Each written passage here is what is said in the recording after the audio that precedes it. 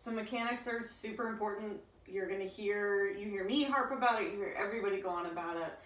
What does that mean? It means that your hands are in a neutral home position in between markings. So both of my dogs are doing great holding a station, so I'm going to give them their marker that means hang out, I'm going to feed you. Good. I reach into the jar and I can go over and feed them, and then I can just return home again. So this is home all over again.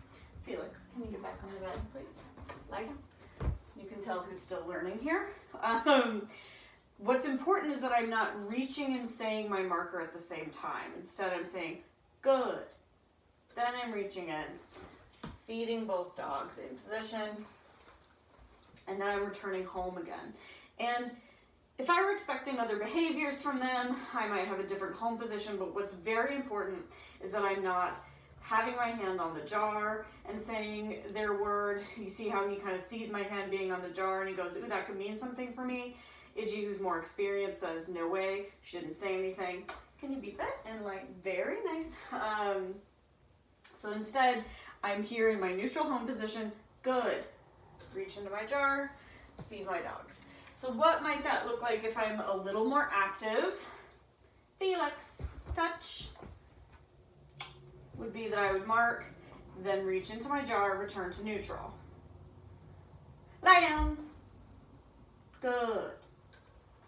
Mark, feed him in position. Touch. Good.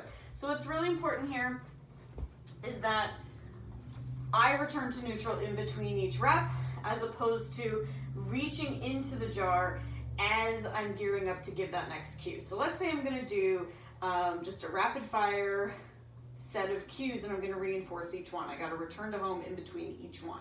Lie down. Good. All four.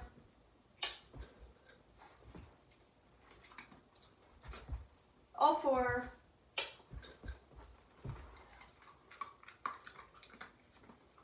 Lie down.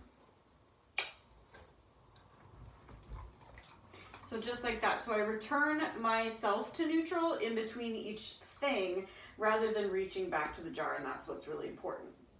All done.